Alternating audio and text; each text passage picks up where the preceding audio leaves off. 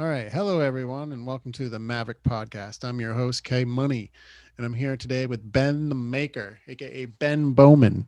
Ben is a music instructor with a degree from the University of Maine at Augusta, and he is currently the owner of his hip hop cover band, The Shizzle, and his record company, Just About Records. He's currently solo as Ben the Maker. Welcome, Ben. How you doing? Yo, I'm doing good. How about you? I'm doing pretty good, man. I'm multitasking, trying to put some stuff away over here. And then got some questions for you. Basically, we're all dealing with a pandemic right now, and that's put a lot of strain on musicians. For sure. So I guess, I mean, I know what I'm doing, and I'll be joining you over there tomorrow. And but I kind of want to know what you're doing other than that. Like, are you doing your own music? Are you doing writing? I see you've been doing videos. How's that going? Yeah. Actually, there's a video coming out real soon. It's not public knowledge yet, but probably by the time this comes out, it will be. So good enough. Yeah, I've been working on a video for like 6 months or 5 months. Been a lot of challenges and stuff, but the video part's done. I just gotta get the promo stuff done. But anyway, yeah. I've been staying busy with that, trying to get that together. I've also been writing for the next album. Um, been doing quite a bit of that actually. Haven't got much actually laid down yet, but I got a ton of stuff that's like ready to get laid down. Just So is that for Ben the Maker? that's for Ben the Maker. Yeah, Okay. yeah. So that's been my primary focus as of late. The I still teach. Most of them are online Zoom lessons or Skype or whatever.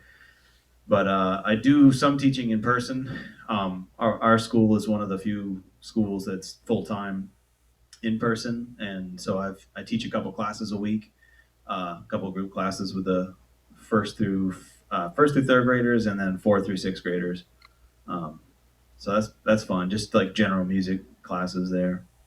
That's a lot, man. Is that a tough job? The kids that young and their focus or Uh, no, I mean it's like anything. It's work, right? Like I only teach each of those classes 1 day a week, so oh, okay. that's huge because I don't have to make as much as far as lesson plans go.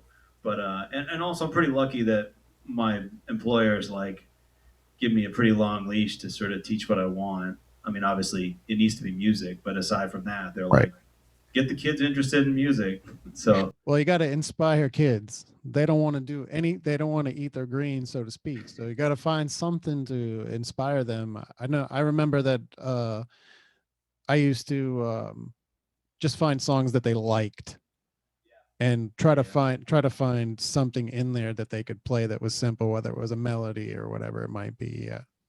yep. But yeah, I Yeah, feel you there. it's the classes like it is tough to keep those kids' attention for a long length of time. So I usually do like a kind of a split. Like I'll do some of my classes. I'll do like part of it's like videos and stuff. Like one of the more popular ones with the kids are OK Go videos. Music videos they produce are just awesome. So a lot of times what I do is I'll say like, all right, I got this video plan for the end of the class, and if everybody's good, basically we're gonna watch it, and if Yeah. anybody gets sent out, that's it. Oh We're yeah. not doing it. So you So ruins it for everybody. yeah, and I hate it to be that way, but like it's a super good incentive to Yeah, push everybody. well, it creates community too between the kids too, because then they all kind of band together and go, man, we want to watch this. Like, guys, just like let's be Right, cool. right, right. So, Yeah, so I guess so. I understand you're doing some music, and that's good, and it never stopped. So I'd I know explain how it. it's affected me, but so I know this is like a silly, almost like a silly question because it's affected musicians in different ways, but most Yeah. impactively, like can't play out at the bars and that stuff. So how since the pandemic, uh, have you dealt with not being able to like perform live? Like, how's that affecting you? Yeah, I'm one of the few people I think who this has had a pretty positive effect for, much more positive than negative. I mean, I do miss playing for sure, and I'm looking forward to our thing tomorrow. We're doing this live stream tomorrow. It's going to be a lot of fun. Um, but I definitely miss performing. But at the same time, it allowed me the opportunity to focus more of my efforts on getting the Ben the Maker thing off the Word. ground. I had been Kevin knows this, but the rest of you probably don't. I'd been releasing a lot of my own music via the Shizzle, um, before I started releasing it under my own name. So being in quarantine, not being able to get to any of these people, and at the time not having great internet and all that stuff meant it was time to just do my own, make my own accounts and stuff, and basically start my Ben the Maker artist profile. Right. So, yeah, so for me, it's been great that way because I've had more time to put into this sort of stuff. The negative side, of course, is not being able to play is a drag. I didn't. I years ago I played every weekend, every Friday, every Saturday for like Hmm. 5 or 6 years in a cover band, and it was fine, and it was super fun at first, but like you know I don't know. I don't want to say like I've done my time doing that circuit, but like when the Shizzle was gigging before the pandemic, we were doing like maybe 3 to 5 gigs a month, in Yeah. a good month or whatever. Right. And to me, like that was as much as I wanted to do. Unless we're going to go out and tour, that would be different. But like local gigs, like I want to have a weekend off here and there to like do other stuff. But the money side of it, though, definitely my income went down as a result of not having gigs. Not Mm-hmm. as much as other musicians I know who did not have the luxury to not play gigs this summer, and I definitely did have that luxury. My living space is super secure. Yeah, never thought in my life that I would be at this point, but I'm lucky that I can live without the gig income, um, and others can't. I know at least one guy in particular I've conversations with, and he's like, "Yeah, I know there's a pandemic, and yeah, I don't want to let people get together or encourage that, but like, I don't have a choice. Like, I got to work." And for me, luckily, I'm not that guy, so. Mm-hmm. Um, yeah, so that side of it's a bummer, and there's a little bit less money coming in, but it's been good for me anyway. So I guess that kind of brings us to here, right? Because um, this was you and I have been discussing this for a while, and I've been a part of the Shizzle now for. I mean, if you want to count this year, it's been what, 6 years. Yeah, So yeah, yeah. You're still a and part of it, and I would count this year. well, Well, we it's did. still I a mean, commitment to each other, right? I mean, like yeah, that's a good yeah. point, actually. Like, I know a lot of bands that are like, nobody's gigging, right? Of course, so it's like you all have to decide, like, are we going to be the same when? Are we going to go back to being a band when this is all over? And Yeah. certainly, I hope the answer is yes. So my kind of viewpoint on this, my whole kind of this so this is kind of a side tangent, but I realized today that I watch a ton of YouTube videos, Yeah, and because I like information, sure, but I'm a creator right. myself. I've been wanting to create something artistic for a while, and I was right, personally, my story, I was right at the beginning of like revamping my solo career and playing on a Yeah, okay. holiday to get my name out, and it did not happen Yeah, because it I was like remember. Yeah, literally a day. You remember? yeah, It you was were like gonna a do that St. Patty's Day thing. St. Patty's Day, Oh, and it was wow. it was the Yeah, biggest bummer because there on St. Patty's Day at a Irish bar, 300 to 400 people are going to come through there tonight, and that was the hope. So I was just getting into the same realm as you were, was starting to write yeah, and wanting to continue doing the shizzle because I feel like learning songs is what makes you a good player. yeah, And for sure. learning songs all the time and stepping out of I mean, I've been doing classic rock most of my life too, and Yeah, and I like metal and like my own stuff, which was just like a mix of everything. And I really wanted to get back into it and find my voice now, and I feel like it has given us a little bit of leeway to be able to do that, to because we're not having to basically eat greens all the time and like beat definitely. these Yeah, songs up. but you But just I don't have a choice. right. So I guess that my idea that I came up with you is that we don't know where the face of music is going. We don't know what it's going to be. It's going to have to become its own, or everybody's going to have to kind of find their own niche because we've got the big stage has been taken away.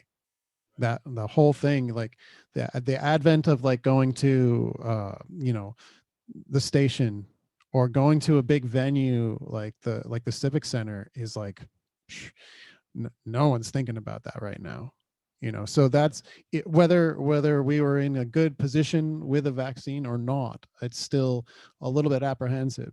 So what do we do, to try to remedy that and take this sort of crisis situation and make something out of it? So um trying to do this live stream thing is I thought was a good idea. It's not an original idea, but No, but the quality of some of the live streams are not it's that, horrible. you know I've heard, but I will say this, I want to give credit to people out there who have great talent. Like there's some Sure. people that I've heard that have incredible voices, they're extremely talented, and if they were just sitting with an engineer for 5 minutes, Yeah. I would have been like, you're hitting a home run. And I think that the big thing for us as musicians and as what we're trying to accomplish now is there's a lot more of the the artists themselves being in charge of what's happening, instead of relying on the bar to like you know to be open or to give you a chance to come and play or how much money you're going to make. Now this is completely set on the artists themselves, so the value is going to be like uh basically what you're producing. Like, Right. is this quality, or did you throw this together and are you standing in your like your room and just hiding a bunch Right. of dirty Right. clothes? And yeah. I think like the first quarantine musicians playing from home, that was super novel. Like I thought that was cool that people, like their very first thing, like that first weekend or second weekend or whatever, was like, Mhm. oh cool, I get to see these musicians' houses. Oh look, there's a cat. Like I thought that was kind of cool, but like for me, like to not like we never did it, as you know, we the Shizzle never did a live stream until right now, Right. and I think part of the reason I wanted to wait on that was to be able to do it this way, to be able to do it really well. Right. Um, Sound quality, really, sonically. well, Yeah. both. I mean, sound and video, right? Like I think, yeah. So yeah, I think focusing on the quality, the older I get, is more what I try to do. It's Mm. what I try to do in the original music side of things, in the music videos. It's like I want there to be layers that you can unpack if you want to. Um, yeah, I want you to notice. It's like you watch a music video. Like I want you to see something different every time you watch it. Yeah. And what we're doing is not, as far as like covering songs, is not an original thing, but I feel like what we do different than everybody else is, I don't know, not a lot of people dress up. I feel like that's like that's part of like the theater of it, right? So there's a lot more aspects than just, I think we're talented group for sure. I mean, we're all good musicians to start, but I think my view personally on hip hop before I started was, man, it's easy.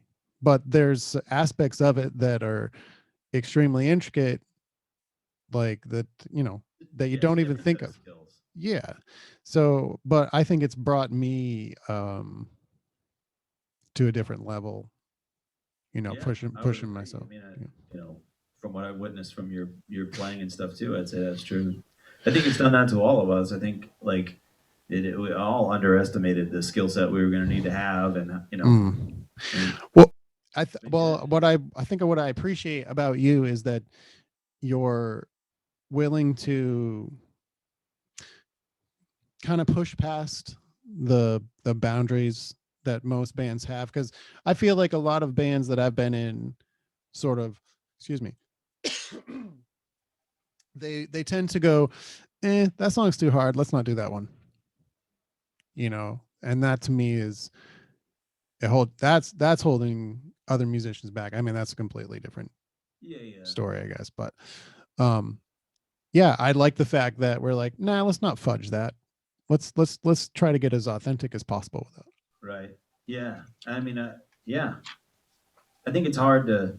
that term authentic and a live band doing hip hop. It's like, to me that means playing as many of the parts as we can and Right. doing them live and not doing the pre-recorded thing.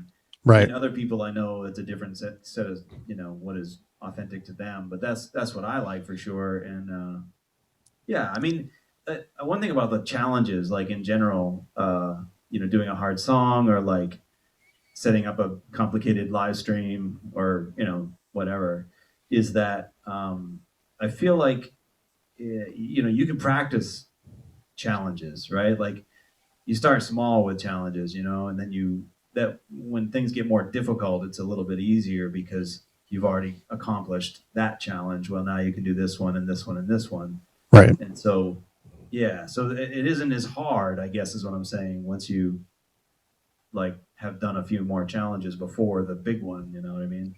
Never did I think I would be singing Michael McDonald while playing a six-string bass for sure. Yeah, I remember That's you were pretty convinced you weren't going to be able to do that. I yeah, I mean, I'm still convinced I can't really do it that great, but That sounds I'm gonna good. give it everything I got tomorrow. I've been changing a lot of going back and being more detail oriented, but we'll talk more about that. Let me Yeah, no, my own practice for this live stream, actually, I'm running the tunes and I'm like, man, I've never heard that thing before. So I've been picking yeah. up. You'll hear a couple new things, hopefully. Yeah, I there's a couple things that I heard like specifically on some songs that Yeah, are almost like half step off. Like I had to play it like 10 times, but now that I yeah, have the speaker coming through the sound card at the same time, I can hear everything wrong. yeah. The humility of being a musician is, yeah, you It's can't be a musician consistently if you're wrong. not humble. Like, Consistently wrong though, right? yeah, yeah. I'm more wrong than I am right. Let's put it that way. Oh, we've answered like all these questions. Yeah. There Uh was something in there about like, I'll let you do what you can do. no, go ahead. I wanted like a general idea of things to ask you, but I think we've kind of covered like how it affected our incomes. Yeah, Um, I was just thinking there was a question there, something about like advice for like other musicians. Like, yeah. I think that's good. That's a good thing. That's a good question because I think the whole point of me doing this was to kind of see what everybody's doing, yeah, and maybe in the process, maybe we could figure something out, or I could figure something out personally for myself, or whatever to try. So yeah, do you have any advice for musicians that are out there kind of feeling shitty about the fact that really can't it's really hard to get a gig at all? yeah, yeah. I guess my advice would be um, do the best you can not to get too far behind on your practice. You know what I mean? Like you still like I practice every day and have for since 2005, but like just practice for the shizzle thing. Like it's been like a week and a half or so of like you know putting all that practice time into just this rather than Right. what I was doing before, just like working on Right. new instruments and shit. Right. But I would say just like you don't know when things are going to turn the corner, and you want to have your chops ready. You don't want to Mm-hmm. just like not touch your instrument for a year because, or if you're one of those cats, like you know find motivation to pick that thing up and learn stuff you would never ever learn before. Like, I mean, the teaching side for me, I'm super blessed in the sense that I have a variety of students on a variety of instruments in a Mm-hmm. variety of age ranges. So um, I get a lot of music that I've never heard of before, and that And it it's forces your hand on some things too. yeah, and it motivates me to really shed that stuff. Yeah. And then what's very cool about that is like I'll be playing around with that. Oh, hey, I've never done this chord shape before, or maybe whatever. And I'm Right. like, man, that would sound really cool with this. And then all of a sudden, I've got a new song idea. So Yeah. I would just say like, do play stuff out of your wheelhouse and keep learning, songs or transcriptions or whatever it is that you would do, because I think it's really going to make you feel more ready when the time comes, and we're able to get back to the stage. I think there is some luck to it too. the definition of luck is when preparation meets opportunity, and that just made Yep. me think exactly what you're talking about, which is, stay vigilant. Because with any luck, you'll if something comes along, you can be like, oh yeah, I'm ready tomorrow. Yeah.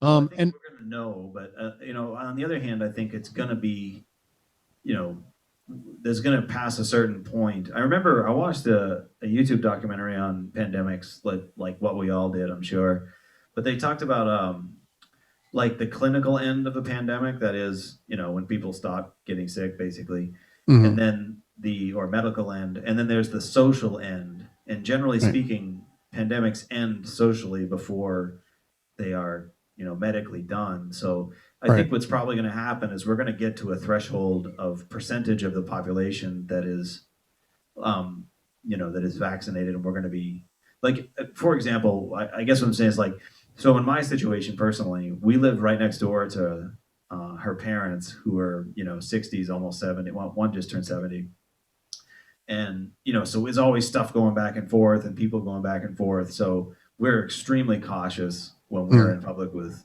or around anybody. We're going to be cautious tomorrow during the live stream, and so forth because of them. But right, once basically the news tells us that our most uh, vulnerable people, our oldest people, and our pre-existing condition people have been vaccinated, I would say around then there's going to be so much pressure to reopen that there's going to be soft reopenings and right, so forth in bars, and by then there's going to be work, and the people who are going to get that work are those like diehards that depend on it. At yeah, least for me, like I'm not going to try to gig right away personally, because right, again, it was like there was a thing in the paper they were giving away. It was like a main grant for musicians, and it was like they were going to give away, I think, 70 to 70 different individuals, and it was like it was a few $1,000s. I don't know how much it was, but somebody sent me the link, and they were like, "Hey, you should definitely put your hat name in the ring for this." And I was like, "Nah, there's guys out there that needed a lot more than me. right, like, right, I'm yeah, comfortable, I'm secure. If they're only giving away 70 of them, let them have it." And I kind of feel the same way about gigs. Like if that's your, you know, if you're selling your gear to stay alive right now, and you got to get back to mm, gigging when you can, then fucking do it. I mean, personally, I'm not going to write like immediately until things are like, till we're more closer to the medical end or whatever. yeah. Well, I agree. I mean, I have a baby on the way, and Yeah. Mama likes to come out to the shows, and yeah, I Yeah. can't have everybody sick anyway. So, yeah, man, I feel you. I think that's why it's time for kind of like a new vision for performance, Yeah. and to Definitely. kind of Well, new appreciation. My hope, man, is to have, and we've talked about this a little bit, but I really feel like you have to lose something once in a while to know how much you really really fucking liked it. right, yeah, And and I I suspect, at least for a while, when we come back and we start to gig again, that the appreciation level by the patrons mm, is going to be better. Like, for all types yeah, of across the musicians, board, not just for me, because but I mean, like, yeah, I mean, it makes a good point too, because you think about like how people feel about musicians, like, oh, I like that guy, I don't really like that guy that much. Well, the guy they didn't really like, maybe they appreciate that a little bit more because they didn't, like you're saying, because they didn't have it for quite a while. yeah, and I think And those guys that were working, like, I think there was a level of complacency, and there still mm, is, but I think hmm, that speaks to what you were saying about like the people who are doing live stream stuff that don't even bother to have a good background, or like, right, or to even be well practiced, or yeah, costumes or any of that stuff. Like, uh, there's a complacency in the appreciation for music, and it's kind of a chicken or the egg. Like, one of the things we've tried to do, or I've wanted to do with the shizzle, is to up the game for everybody. Like, here's hmm, here's what it can look like, and hopefully that motivates people to push a little harder. And hmm, the hope is that that will lead to appreciation, and appreciation is not just like people coming to the gigs and wanting to be there and letting it be their focus, which is huge. I really look forward to that. But the pay, I mean, the fact is, you know the how much you get paid for something is directly related to what you're worth. Right. And if you're not making even close to minimum wage, in a bar as a band member, it's like, am I really worth being here? And should I really work that hard? And Right. for me, the answer is yes. But that's because in the long term, I want to be able to, you know, really have something out of it and really, not just do it because I love doing it. You know what I mean? Yeah, I mean, that isn't that the goal, is to do something in your life that you're comfortable doing, that brings everybody happiness, including yourself. Yeah. And I think playing me, like you're saying, I think for me, for a while, just because I taught for a decade, and you do get complacent.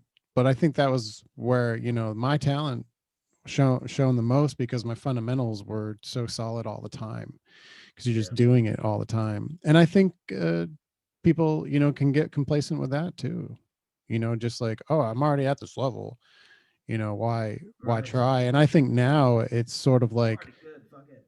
yeah, what I do ain't you gonna practice. so now I feel like it's worth it, because I think it's worth it more than anything, or not more than anything, but more than ever now, to be practiced, because the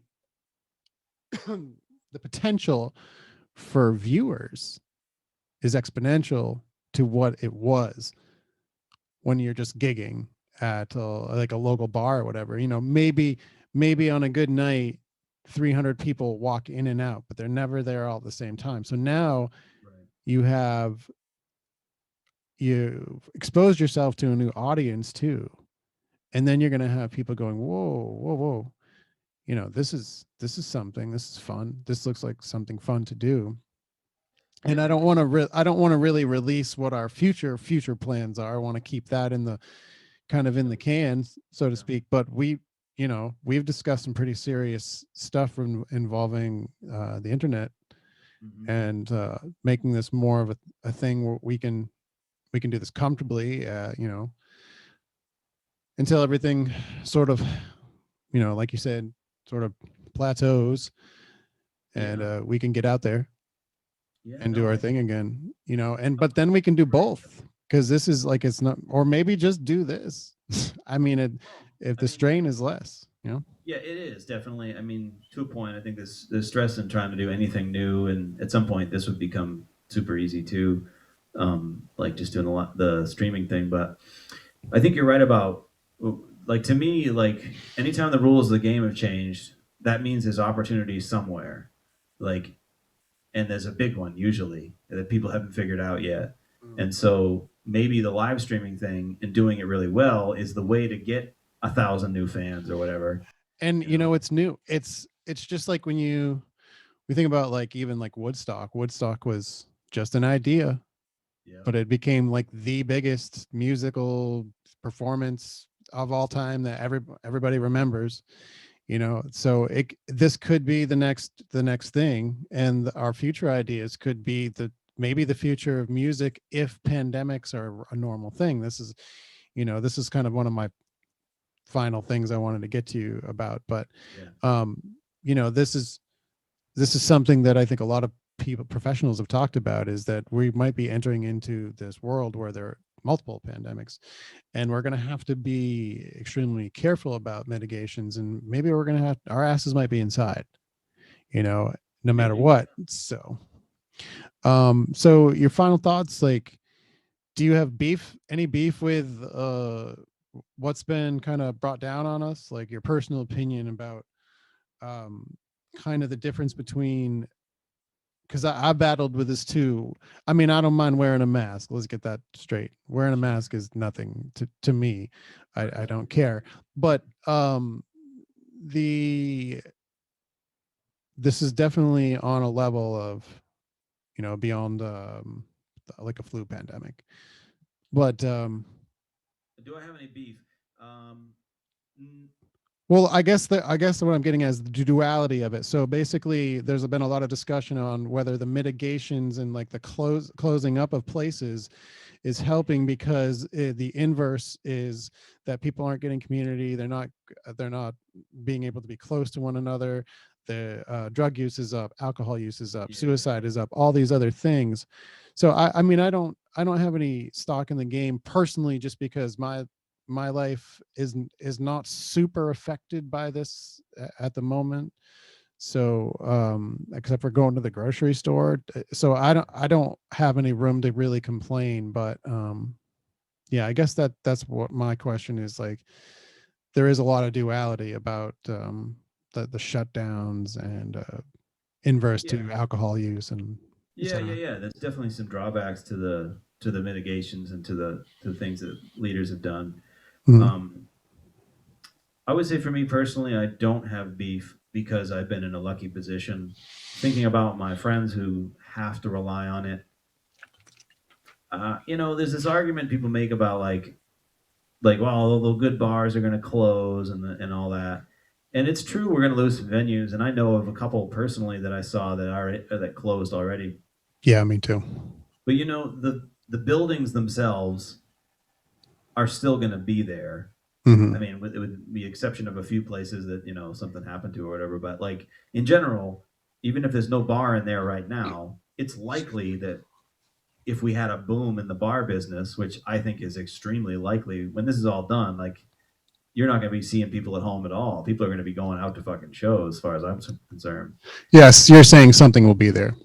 Something will be there, and I think, Yeah. and if it isn't something even if it isn't in the same location, like the thing about business, and this is business, like what this is what we do is business, in spite of the fact that we love doing it, Right. is like there's risk, and Mhm.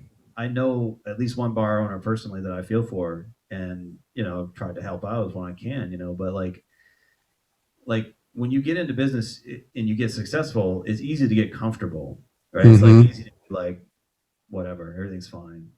Right. Yep. And then one day the paycheck stops coming in. And in this instance, it happens to be the fault of a government, right? Saying they can't be open. So you could say, well, the government's picking winners and losers or whatever. Right. But it's no different than like, you know, I don't know, somebody coming into your bar and getting hurt or something, and it costs you a bunch of money and you can't keep the doors open. It's like you're just finding something to blame for the fact that, yes, the bars can't be open. It's like, diversify, bitch. I mean, Yeah. I'm Try not, something. Yeah, try something. well, I'm saying, but also the thing is, like in the bar business, like if the margins are that thin that like I know one bar personally that the margins are not that thin and they got a cushion and they're like, Mhm. they opened and did the food thing, and they always did food, but they've been keeping food and advertising that more, so they keep the doors open, keep some money coming in, and Mhm. they were one of the first ones that were like, when the state said you can sell beer curbside, they're like, Mhm. fucking yeah, man, you know Yeah. what? Yeah. And between their comfort and their security and their cushion of their having some in the bank basically for such an event, Mm. um, like I think they've done well, and I think yeah, it's put a hit on their bottom line. It's probably set them back a year or something from their Right. what they were gonna do, but okay, so of all of us, like Yeah. Well, the in turn that hits us too, right? Because what's the first thing you're going to cut if you're trying to make money? Is you're going to cut entertainment. well, it depends Is on how valuable the entertainment is to their bottom line. Like, right. Well, and we I don't think, know the yeah. answer Well, to yeah. that, I guess where that's that's going to be. So, like, I don't know. For me personally, like, I'm in a privileged position here to say that I don't have any problem with the way that at least our local government has handled things. And by right. local, I mean the state of Maine. Our numbers are Um, low. yeah, I mean, of course, on the national level, things could have been a lot better for Sure.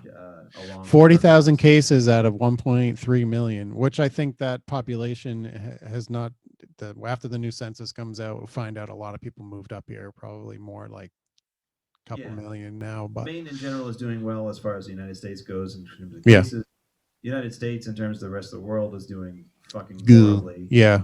And, Yeah. and We're, yeah. so the national side of things, I definitely got beef with how poorly that was handled and how Mm. lack of guidelines and so forth. Right. in the first couple of weeks of like staying at home and nobody left the house kind of stuff, like my feeling of that was like we just didn't know. Nobody knew anything. So Right. the maybe we were a little too cautious in the beginning or whatever, and you could make that argument. But like the bar that closed, 3 weeks into the pandemic and just threw in the towel, then like they Yeah. weren't gonna make it, even if there Right. was no pandemic. Yeah. I think people were already kind of, you know, counting counting their last toothpick, so to speak. Like, Right. I don't know what's going to happen next month. We're going to make rent, or yeah, Yeah. man, I'm there. Actually, I was a technician and a musician, and Yep. all that stuff is, if I'm not remote as a technician, IT, I can't. Yeah, I can't go anywhere right now, especially with about to have a baby. Can't. Oh yeah. So it's yeah, man. Well, we're It's all it. made those changes, man, and we're all get just like I feel like whatever you've had to do to cope, you know, unless it's heroin, like keep doing it, right? Like Right. don't, yeah. That's how I feel. I mean, you know, we're getting through it, and I think to your previous question about like maybe living with pandemics and stuff forever, that's a Mhm. possibility. I see Yeah. that as Well, more remote than yeah, no, I mean, I'm an optimist. And I would say the regulation side of governance is the area where you can either make or break that. mhm. And of course, everybody's heard of crazy laws that seem, insane and are probably, but like limits within a system are what make you more creative, Right. right? Yeah, yeah. The more you constrain a person or an idea, or you whittle it down, the more creative you have to get. And I think we're there, man. And I really appreciate you taking the time to answer all this, because it's Oh yeah, personal. And wish me luck. I'm gonna try to do this again, with some musicians from Portland that are friends of mine, okay, and hopefully they get better and better. But hey, yeah, Ben, it's fun. really appreciate having you here on the channel, and hopefully kill it tomorrow. Hell yeah, man! Thanks for having me. All right, thanks. See you later, folks.